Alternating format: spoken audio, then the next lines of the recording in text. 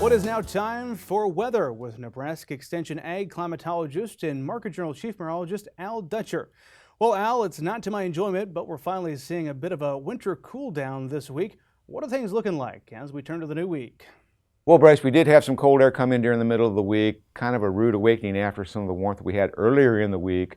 In a lot of locations, especially across eastern Nebraska, we've seen a 30-degree drop in our high temperatures from Tuesday to Wednesday.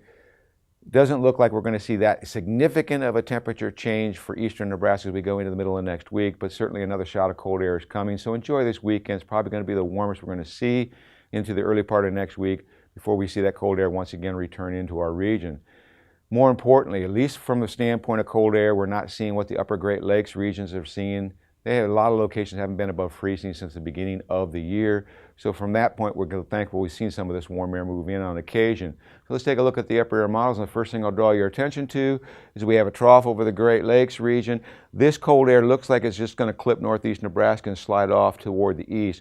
So we're going to see some cooler temperatures in the mid-30s across the northeast. Low pressure basically at the surface over south central North Dakota will generate some light flurry activity. No significant accumulations are expected.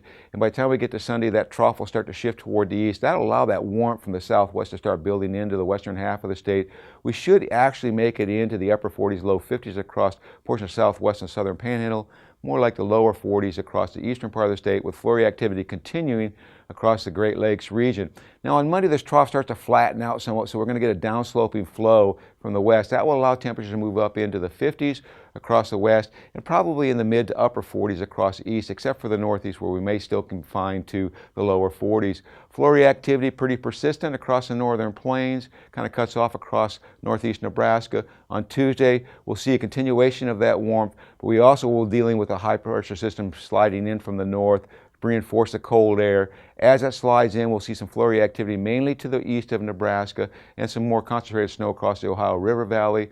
By the time we get into Wednesday, the cold air will start to modify the west of us, but in eastern Nebraska, we're still going to be confined to the 20s to the low 30s.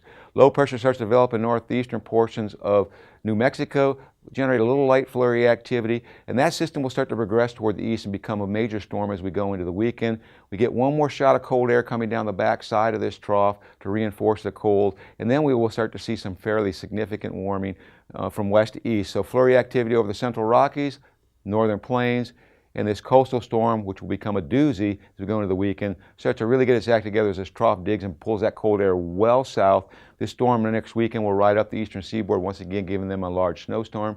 For us, we'll start to see a warming trend as high pressure from the west starts to build into our region. 8 to 14-day forecast indicates from next Thursday to the following Tuesday that the core of the cold will remain over the eastern United States.